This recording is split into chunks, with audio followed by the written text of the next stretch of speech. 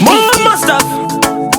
3D Boss Munya yo Samcris anifonera munhu wa Mwari zvikanzidaiwa svika kuno nekukasika tambogara pasi newe shamwari ndaona zita rako raiswa muhari vari kuti iwe usabate mari vachisairira mhepo dzakaipa kwauri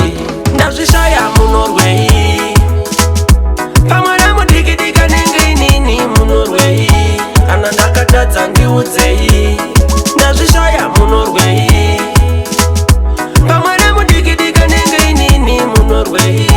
kana ndakatadza ndiudzei vanondibatira mushonga kun'anga vanondibatira mushonga ndigopenga hanzi mari kwandira ifanire kutenga vanoda ndipengereke mombe yemashanga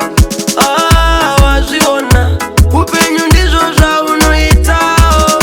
zvakanaka zvose munhu wese anotozvidawo asi upenyu hausarudzwe nekuti ndozviripo saka tinongodaro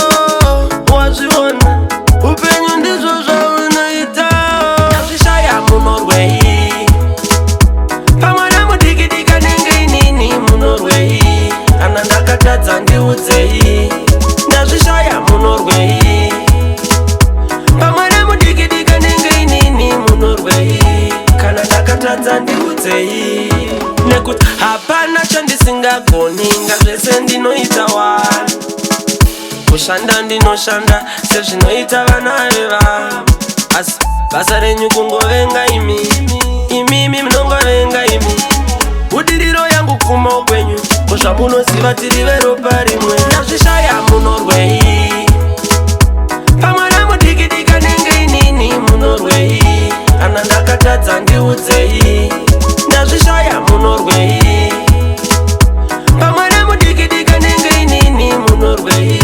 kana ndakatadza ndiudzei vanondibatira mushonga kun'anga vanondibatira mushonga ndigopenga hanzi mari kwandira ifanire kutenga vanoda ndipengereke mombe yemashanga